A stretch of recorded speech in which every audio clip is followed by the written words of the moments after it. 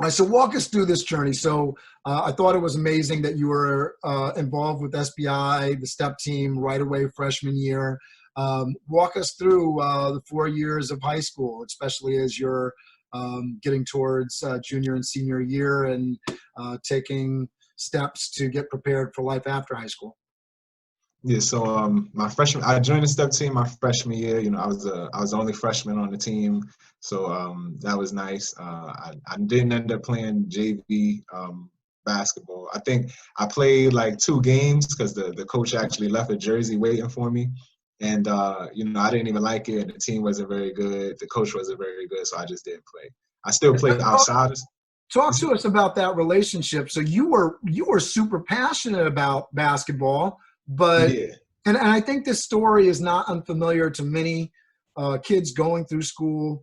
You know, they may be passionate about a subject like math or science or humanities, and then something happens, some kind of feedback or some kind of relationship with a teacher takes that passion, takes the wind out of the sails.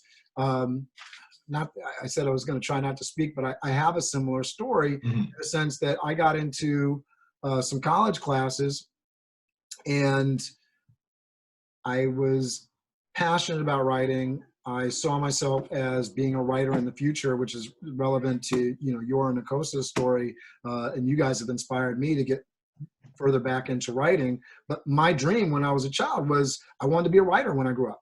And I let a teacher really take the wind out of my sail and really take that path away from me. So I thought your story where you were really passionate about playing basketball, but for whatever reason that didn't happen, and you have a specific reason. So let's hear about that.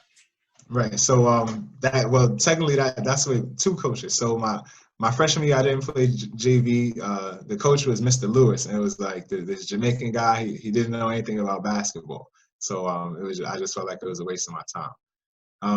So I pretty much just put all my effort into step, and then I played basketball outside of school. So, you know, everybody that was on the basketball team still played basketball with me outside of school. I just wasn't on the team. Then my sophomore year, that was my second year on the step team.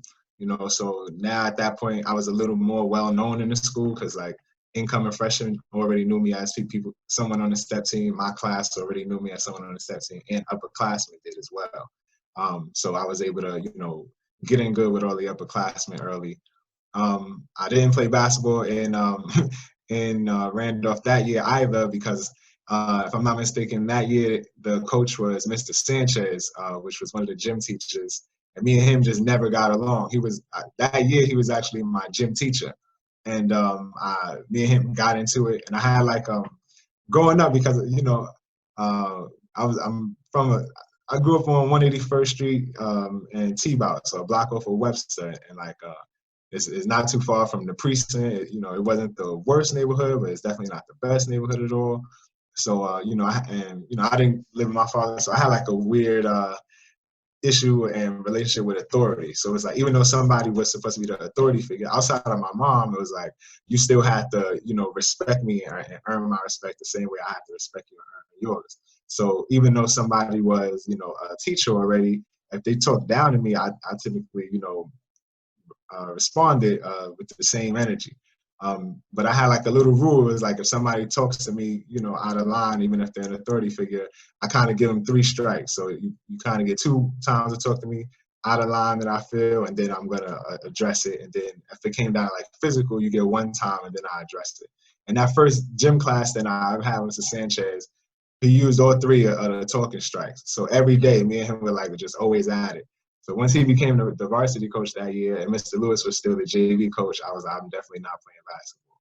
So that year, I actually had an outside coach that was like training me for free with a bunch of other high school players. So I was still, again, actively playing basketball, but I wasn't playing for Randolph. But the